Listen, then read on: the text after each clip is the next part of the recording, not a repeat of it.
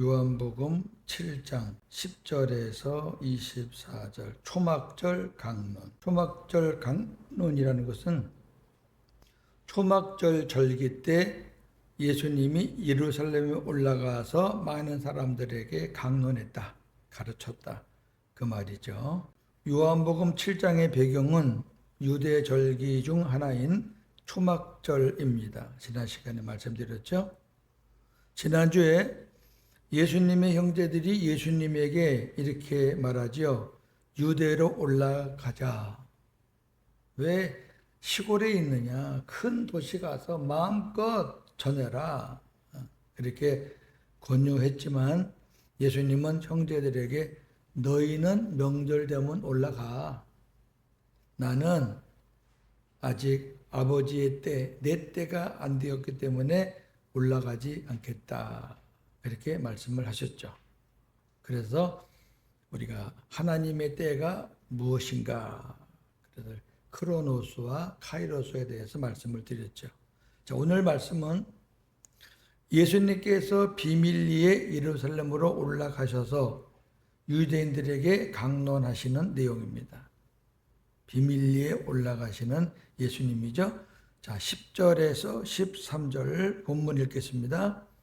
그 형제들이 명절에 올라간 후에 자기도 올라가시되 나타내지 않고 은밀히 가시니라. 명절 중에 유대인들이 예수를 찾으면서 그가 어디 있느냐 하고 예수에 대하여 무리 중에서 수군거림이 많아 어떤 사람은 좋은 사람이라 하며 어떤 사람은 아니라 우리를 미혹한다 하나 그러나 유대인들을 두려워하므로 드러나게 그에 대하여 말하는 자가 없더라. 아멘.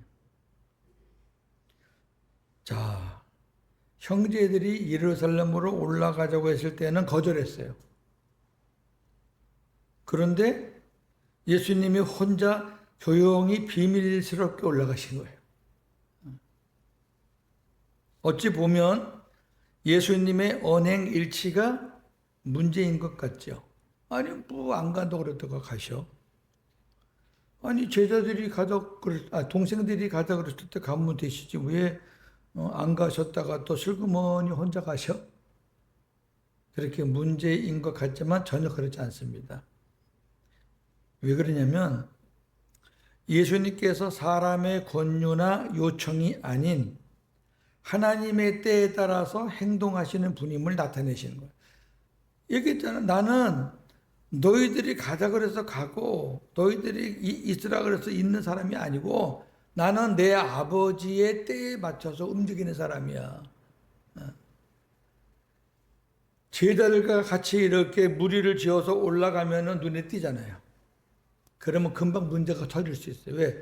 예수님을 잡으려는 무리들이 예루살렘에 많아요. 특히 종교 권력자들, 서기관과 바리새인들. 일단 예수님이 조용히 가시는 거는 그들의 눈에 띄지 않게 가시는 거예요. 그렇다고 그러면 조용히 올라가서 그냥 예루살렘에 올라가서 입 다물고 계시는가? 그건 아니에요. 하나님께서 이제 사람들이 많이 모이게 해 가지고 예수님께서 거기서 이제 초막절 강론을 시작하는 거예요. 여러 가지 말씀을 하시죠. 유대인들은 예수님이 예루살렘으로 오셨을 거라 생각하고 예수님을 찾습니다. 예수님도 유대인이잖아요. 그러니까 예수님이 절기 때가 되면은 예루살렘에 올라오신다는 것을 알아요. 그러니까 이제 초막절이니까 분명히 예수도 예루살렘으로 올 거다. 그 사람들 생각이. 그래가지고 이제 예수님이 올라왔나 안 올라왔나 찾는 거예요, 지금.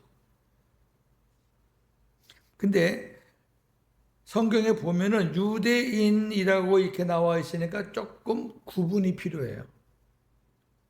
여기 유대인, 그러니까 예수님을 막 찾아다니는 유대인은 일반적인 유대인이 아니에요. 예수님을 체포하기 위해서 찾는 종교 권력자들을 가리켜요. 일반적인 사람은 굳이 뭐 눈에 불을 켜고 예수님 찾아다닐 필요 없어요. 예수님이 찾아오셔요, 오히려. 근데 요 인간들은 어떻게든지 이제 건져 올리려고 예수 잡아가지고 이제 그래가지고 예수님을 눈이 불을 켜고 찾는 거예요. 반면에 일반 군중들은 예수님의 정체에 대해서 의견이 분분해요. 예수란 분이 누구지? 오히려 그렇게 예수님에 대해서 이야기하지 예수님을 잡으려고 쫓아다니진 않아요. 예수님에 대해서 어떤 이들은 좋은 사람, 예수님은 좋은 사람이야. 또 어떤 이들은 무리를 미혹하는 사람. 아유, 그 사람은 그냥 많은 사람들을 미혹을 해가지고 막 사람들 잘 모아. 즉, 군중의 일부는 예수님을 선한 사람이라고, 반면에 일부는 예수님을 속이는 사람이라고 생각한 거예요. 갈라지는 거죠. 아, 예수님 좋아. 좋으신 분이야. 이쪽 아니야. 속임수야. 이들 중 많은 사람들이 예수님께서 38년 된 병자를 고치신 것과 오병이어의 기적을 경험했거나 아니면 소문을 들었을 겁니다. 소문은 다 들었죠. 그리고 오병이어 사건 때 그 기적을 보고 예수님을 쫓아다니다가 생명의 떡 이야기하자 그냥 다 도망간 사람들도 이 안에 엄청 많을 거예요. 그러니까 예수님에 대해서 자기들이 경험이 있어요.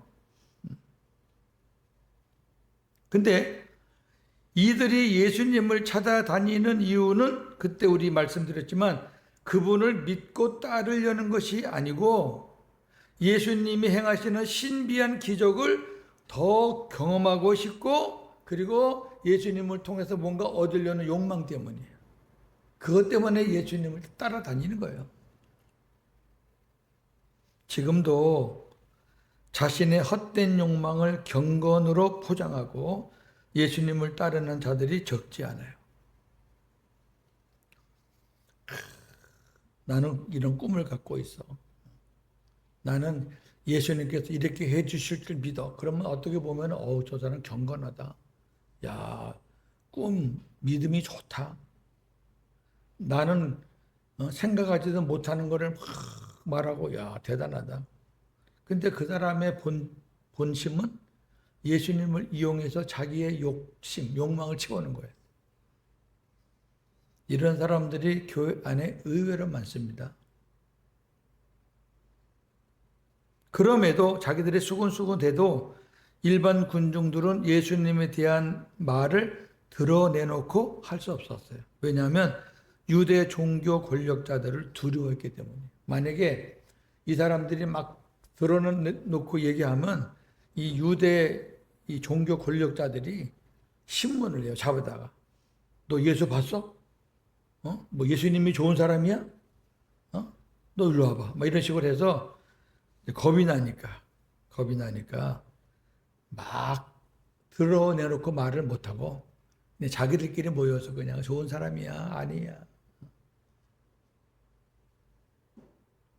종교가 타락하는 첩경은 지름길은 종교 권력자들이 서로 손을 잡고 무소불위의 힘을 발휘하여 민중을 압박하는 세력으로 전락할 때. 다 보시면은 예수님 때의 종교 권력자들이 몇 부류가 있어요. 첫째, 대제사장. 그 다음에 서기관. 그 다음에 바리새인.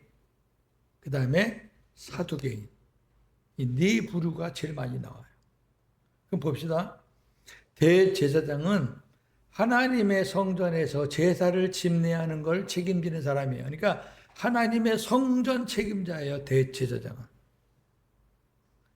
이 절기 때마다 행사하는 것도 전부 다 대제사장 책임하에 하는 거예요. 그 다음에 서기관. 서기관은요, 성경을 연구하는 사람이에요. 지금으로 말하면 성경학자들이에요. 똑똑합니다. 그 사람들. 성경 필사 글씨도 쓰고. 지금 우리한테 남아있는 그런 사본 같은 것들도 그 서기관들이 쓰는 거예요. 근데 바리새인은 유대교의 율법을 아주 철저하게 지키는 사람들이에요. 오히려 대제사장보다 서기관보다 바리새인들이 더 잘 지켜요. 바울이 자기를 어떻게 소개했어요? 내가 바리새인 중에 바리새인이다 그랬어요. 나는 율법으로 흠이 없다 그랬어요. 그 정도로 율법을 잘 지킨 사람이 바울이에요. 사두개인은 70인 공회라고 있어요. 70인 공회. 그러니까 로마의 속박에 있었기 때문에 이 이스라엘 사람들을 재판하는 거를 자기네끼리 못해요.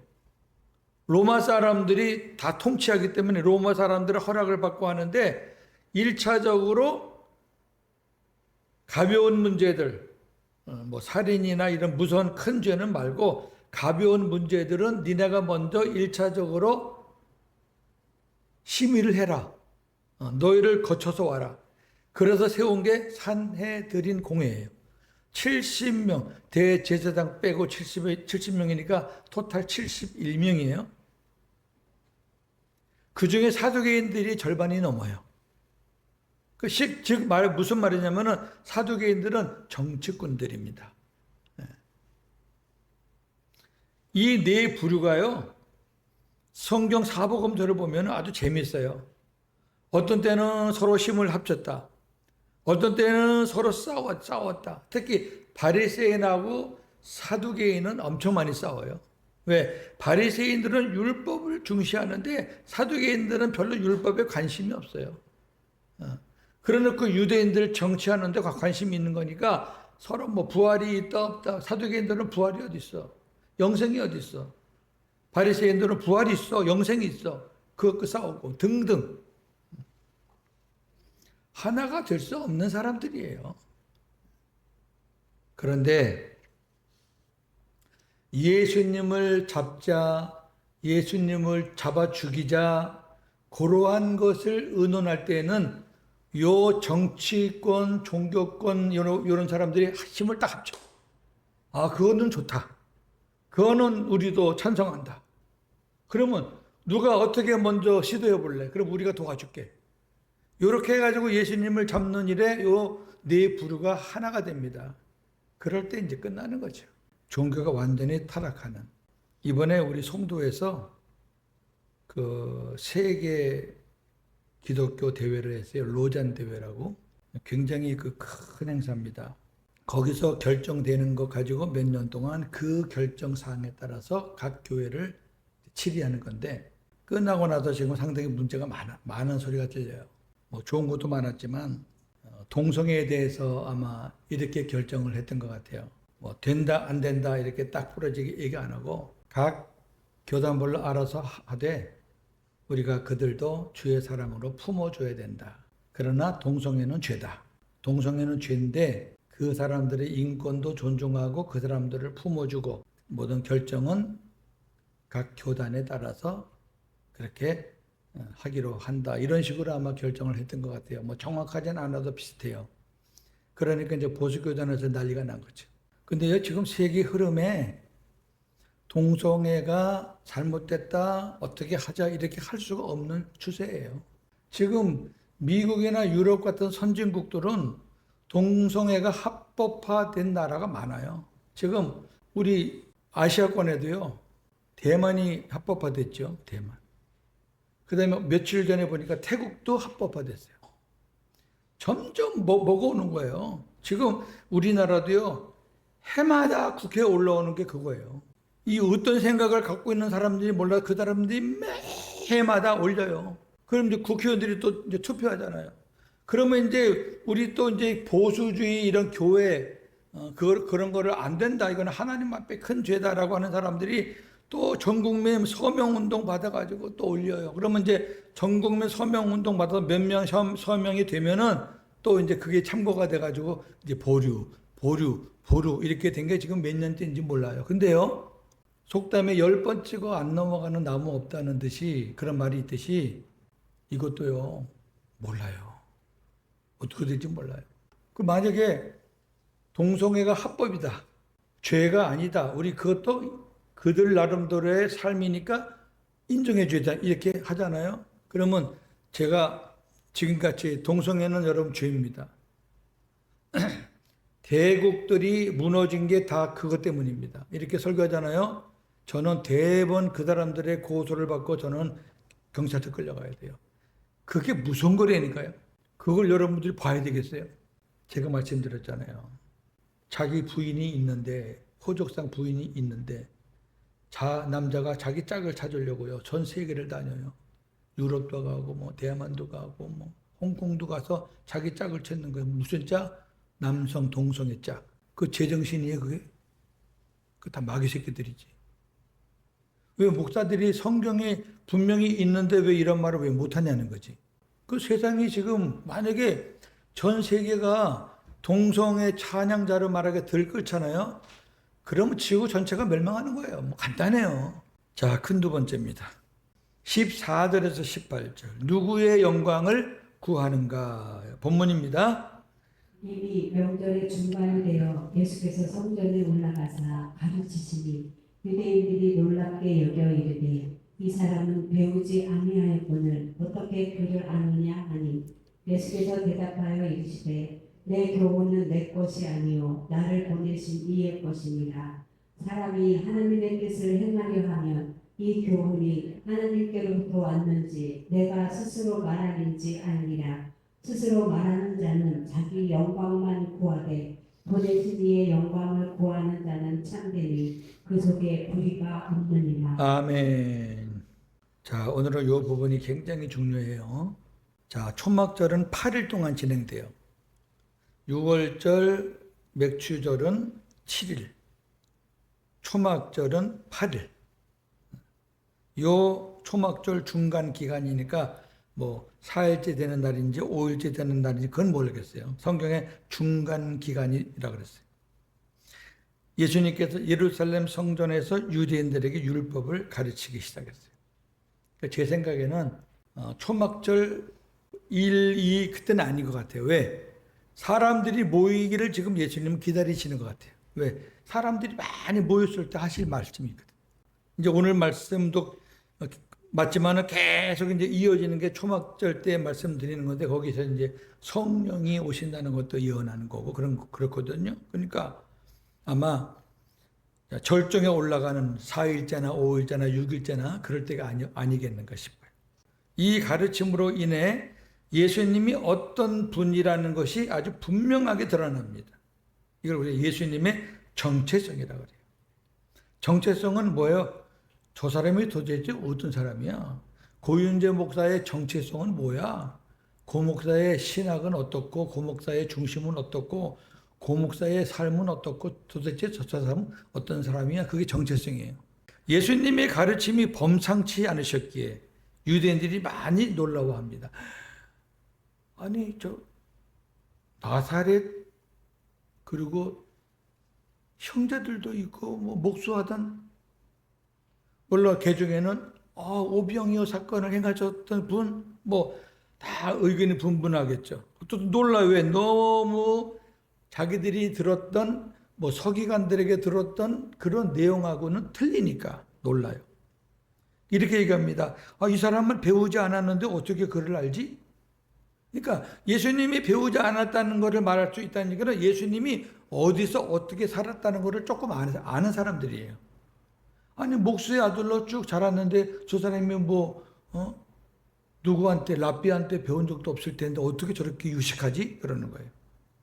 이 말은 예수님께서 랍비에게 배우지도 않았는데 뛰어난 학식, 지식을 가졌다는 겁니다. 자, 다른 곳에서는 예수님의 가르침에 대해서 이렇게 말하고 있습니다. 요한복음 7장 46절. 많은 사람들이 대답하되 그 사람이 말하는 것처럼 말한 사람은 이때까지 없었나이다 하니. 예수님의 말씀을 듣고 나서 그렇게 얘기하는 거예요. 지금까지 우리가 많은 사람의 말을 들었지만 예수님처럼 말씀하는 사람 하나도 못 봤습니다. 이분이 말씀한 거는 독특합니다. 자, 그래서 예수님이 이렇게 말씀해요. 16절에.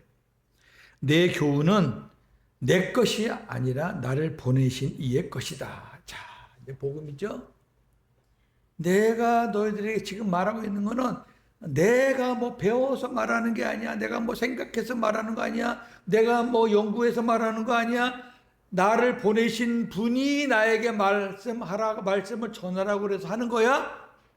유대인들은요, 6살이 되면 율법을 배우기 시작해요. 그리고 나이가 들면서 이제 전문적인 교육을 받게 됩니다.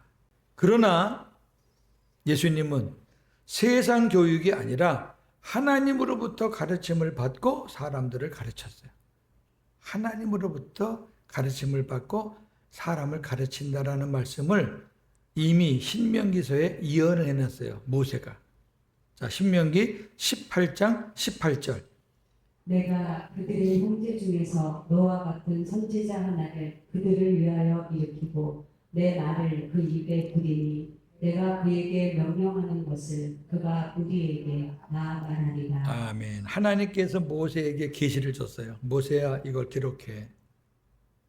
그러면서 뭐라 그러냐면 내가 그들의 형제, 이건 이스라엘 백성 중에서 너 모세와 같은 선지자 한 사람을 내가 일으키겠다. 세우겠다. 그리고 내 말을, 여기 나는 하나님이에요. 하나님, 내가 내 말을 그 입에 두겠다. 예수님 입에 두겠다. 내가 그에게 명령하는 것을 그가 무리에게 말할 것이다. 똑같잖아요. 하나님이 말씀하실 것을 예수님 마음과 예수님이 입에 넣어줘. 그럼 예수님은 그걸 그냥 선포하는 거예요. 그러니까 하나님이 하시는 말씀인데 일반 사람들에게서는 들을 수 없는 게 당연하죠. 그러니까 와, 놀랍다. 이게 무슨 말씀이야? 자, 그 다음에요. 사람이 하나님의 뜻을 행하려 하면 하나님으로부터 온 교훈인지 말씀인지 사람이 스스로 말한 것인지를 분별해야 합니다. 자, 우리 샘천의 목사님들도 이 부분 갖고 굉장히 많이 혼란스러워했어요. 자기들도 다 이제 음성을 듣는데 하나님 말씀을 받는데 이게 하나님이 주시는 건지 이게 내가 생각한 내 말인지 그게 이제 분별이 안 되는 거예요. 오늘 그 말씀이거든요. 예수님이 그거를 분별해라 그랬어요. 근데요, 분별하는 방법은 딱 한 가지밖에 없어요. 하나님이 주님이 말씀해 주셨어요. 이것을 분별하는 방법은 잘 보세요.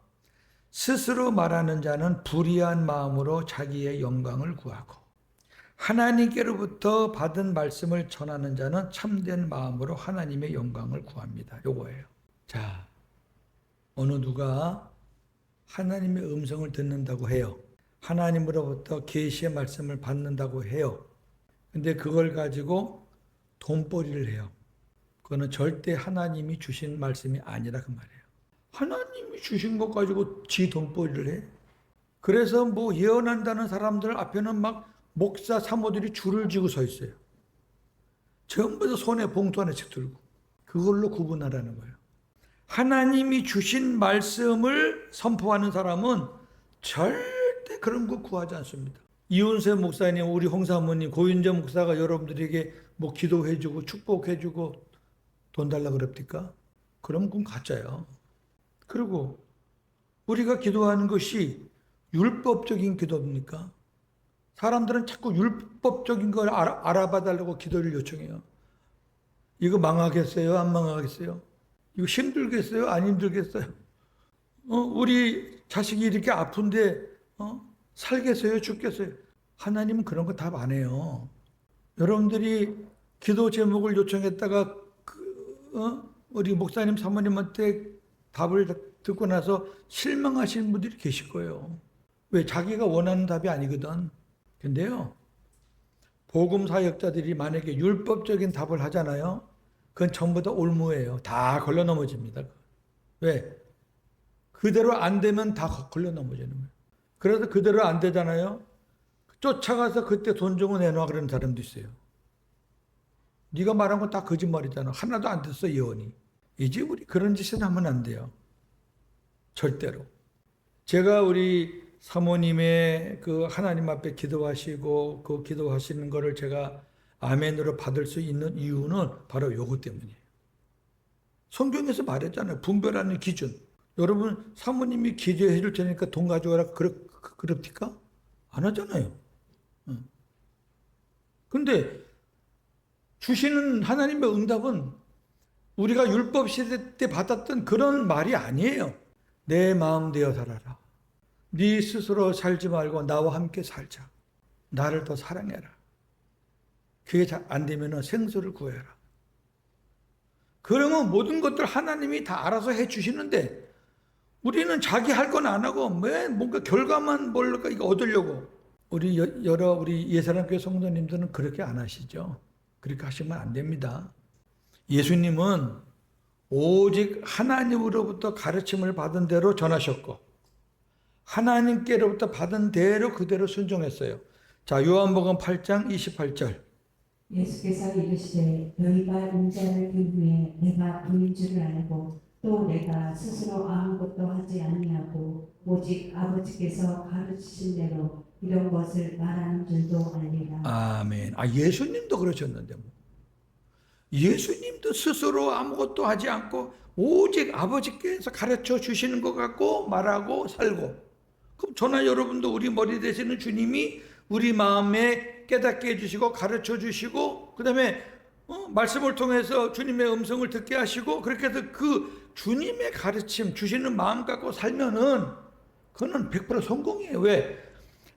당장 눈에 보이는 걸 해결은 안 돼도 그렇게 살면 하나님이 야 이거 짐이다 이거 산갓 이런 것들을 하나하나 다 깨부숴주고 낮춰주시고 평탄케 해주신다니까 그게 복음으로 사는 겁니다. 할렐루야. 그렇게 사셔야 돼요. 이거는 정말 그렇게 사셔야 돼요. 어떤 말을 하는 사람들이 그게 막 기가 막히게 진짜 세상 말로 귀신처럼 맞춘다고 해도 그 사람들이 그걸 통해서 자기의 유익을 취하거나 탐욕을 취한다면 가짜라고 해요. 가짜. 근데 귀신이 곡할 정도로 잘 맞춘다는 게 맞는 말이 그 사람들은 귀신이 곡할 정도로 역사하는 거예요. 그 맞아요 그게. 성령이 역사하지 않으면 귀신이 역사하는 거지 뭐. 둘 중에 하나지 뭐. 자, 19절에서 24절 마지막 부분입니다. 모세의 율법 가지고 이제 예수님과 유대인들 간에 서로 설전이 있습니다. 본문 읽겠습니다. 모세가 너희에게 율법을 주지 아니하였느냐? 너희 중에 율법을 지키는 자가 없도다. 너희가 어찌하여 나를 죽이려 하느냐? 우리가 대답하되 당신은 귀신이 들렸도다. 누가 당신을 죽이려 하나이까? 예수께서 대답하여 이르시되 내가 한 가지 일을 행하매 너희가 다 이로 말미암아 이상히 여기는도다. 모세가 너희에게 할례를 행했으니 그러나 할례는 모세에게서 난 것이 아니요 조상들에게서 난 것이라. 그러므로 너희가 안식일에도 사람에게 할례를 행하느니라. 모세의 율법을 범하지 아니하려고 사람이 안식일에도 할례를 받는 일이 있거든. 내가 안식일에 사람의 전신을 건전하게 하는 것으로 너희가 내게 노여워하느냐? 외모로 판단하지 말고 공의롭게 판단하라 하시니라. 아멘. 예수님이 이렇게 말합니다. 모세가 너희에게 율법을 주지 아니하였느냐? 그런데 너희 중에 그 율법을 지키는 자가 없다. 유대인들의 자존심을 팍 긁어요. 왜? 유대인들은 자신들이 율법에 잘 순종하고 있다고 자부하거든요. 우리는 뭐 율법에 순종하면서 살아. 계명도 지키고. 하지만 예수님은 그들을 향해 너희 중에 율법을 지키는 자가 없다. 예수님이 이렇게 말씀하시는 근거는 유대인들이 안식일에 할례를 행하는 것을 두고 얘기하신 거예요. 웃겨요. 면도하는 것도 몇 보 이상 걷는 것도 안식일을 지킨다고 하다가 중단하는 무리들이 할례는 또 안식일에도 행해요. 왜 안식일에 행하냐면 유대인들은 난지 8일 만에 할례를 반드시 행해야 돼요. 근데 그 난지 8일이 안식일에 걸릴 때가 있어요, 없어요? 있지. 그러니까 걔네들은 안식일이 토요일이니까 금요일 날 아기가 나오면은 그 다음 주 토요일 날 안식일 날 할례를 행해야 돼요. 아니 지네들은 안식일에 뭐 아무것도 하면 안 된다 그러고 예수님이 환자를 고치니까 너 안식일 범했다고 너 눈에 불을 켜는 사람들이 지네들은 율법을 지킨다는 명목으로 또 할례는 제 날짜에 해야 되기 때문에 안식일에 할례를 행해야 된다는 거예요. 말이 안 맞잖아요. 그러니까 예수님이 너희 중에 율법을 지키는 자가 없다. 유대인들은 율법의 근본 정신인 사랑, 율법의 근본 정신은 하나님 사랑, 이웃 사랑이에요. 그걸 모른 채 율법의 형식만을 따르는 거예요. 나 주일 지켰다. 나 주일날 아무것도 안 사 먹었다. 나 주일날 세상적인 음악 안 들었다. 나는 최고의 교인이다. 그런데 그 속은 빈 깡땡인데 하나님 앞에 예배했는데 하나님 사랑하는 마음도 없고 이웃 사랑하는 마음도 없고 남을 배려하는 마음도 없고 그냥 형식적인 것만 갖고 자랑하는 게 율법이에요. 근데 사람들은 그 속을 모르니까 그것만 듣고 그래. 하나님은 그거 하나도 안 봐요. 주일날 배고프면 먹어야죠. 예수님도 안식일에 밀 비벼서 덮었어요. 자, 그러니까 율법의 진정한 성취자이신 예수님을 인식하지 못하고 오히려 안식일에 병자를 치유하신 예수님을 죽이려고 하는 거예요. 지금도 율법주의에 얽매여서 신앙생활을 하는 자들이 많습니다. 이런 자들은 복음 안에 들어오지 못해서 그래요. 그러니까 예수님이 주시는 자유와 기쁨을 누리지를 못해요. 예수님을 자기 안에 모시고 자기가 예수님 안에 들어가서 하나가 돼야지 자유와 기쁨이 있는데 그 주님이 안 계시니까 내가 복음 안에 안 들어가 있으니까 맨날 율법주의에 시달리는 거야. 누가 잘했다 잘못했다 정죄하고 비판하고 그래서 일희 일비 뭐에 따라서 한번 웃고 뭐에 따라서 한번 울고. 두 번째 20절 예수님께서 유대인들에게 갑자기 이런 말씀하셨어요. 너희가 어찌하여 나를 죽이려고 하느냐. 그러자 예수님 에게 그 사람들이 이렇게 얘기해요. 당신은 귀신이 들렸나? 누가 당신을 죽이려고 한다는 겁니까? 이 사람들은 지금 종교 권력자들이 아니에요. 많은 무리들은 일반 유대인들이에요. 예수님이 갑자기 너희들 왜 나를 죽이려고 하느냐. 이 얘기는 너희들의 지도급 되는 사람들이 나를 죽이려고 해. 근데 이 사람들이 그게 무슨 말인지 몰라. 아니 누가 당신을 죽인다고 그래요? 미쳤어요? 일반 유대인들은 종교 권력자들의 음모를 알지 못하고 예수님 말씀에 의아해 합니다. 근데 그 종교 권력을 갖고 있는 그 유대 지도자들은 예수님이 38년 된 병자를 고쳐주신 사건을 빌미로 예수님이 안식일을 범했다고 죽이려고 하는 거예요. 이에 예수님은 유대인들이 안식일에 할례를 행하는 관습을 지적하시면서 너희들도 그렇게 하니까 내가 행한 것도 정당하다 이렇게 주장하는 거예요. 서로 이제 변론. 아니 너희는 육체의 작은 부분인 할례를 행하는 것 가지고 뭐 정당하다 그러는 나는 그 사람의 온 몸을 전신 치유해 줬는데 니네가 정당하면 나도 정당한 거지. 내가 정당하지 못하면 니네도 정당하지 못한 거지. 그 얘기예요. 맞죠? 예수님 논리가 아주 뭐. 근데요. 유대인들은 할례를 모세가 준 걸로 알고 있어요. 이 사람들은 막 모세. 근데 예수님 뭐라 그래요? 모세가 준 거 아니야, 이 바보들아. 너희 조상 때부터 내려온 거야.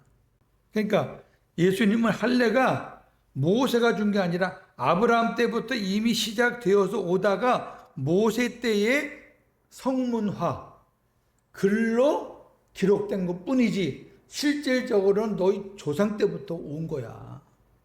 지금도 율법을 자기 좋은 대로 해석하고 적용해서 남들을 정죄하는 일들이 많습니다. 자, 이제 마지막 보세요. 예수님은 유대인들이 안식일에 몸의 한 부분을 정결케 하는 할례 의식이 정당하다면 내가 안식일에 병자의 온 몸을 치유해 준 것 또한 정당하다고 반증을 하시면서 뭐라 그래요? 외모로 판단하지 말고 공의롭게 판단하라. 사람의 눈으로 뭐 율법적으로 이렇게 외형적으로 판단하지 말고 바르게. 하나님 공의는 하나님의 거잖아요. 사랑과 공의 하나님의 관점에서 판단하라. 니네가 막 하지 말고. 자, 오늘 말씀에서는 두 가지 교훈이 있습니다. 첫 번째는 많은 군중들이 예수님에 대해서 서로 상반되는 평가를 하였습니다. 어떤 사람들은 좋다, 대단하신 분이다. 어떤 사람들은 속이는 자다, 미혹하는 자다. 근데 예수님은 사람들의 평가에 민감하게 반응하지 않으셨어요. 그 부분에 대해서 예수님은 한마디도 안 했어요. 우리 또한 남들의 평가에 대해서 일희일비할 필요가 없습니다. 남들이 나를 평가한다는 것은 율법적으로 평가하는 거예요. 복음적으로는 평가가 안 돼요. 율법적으로 눈에 보이는 대로 저 사람 왜 저래? 저나 여러분은 주님의 평가가 중요해요. 사람들의 평가 뭐 들었잖아요.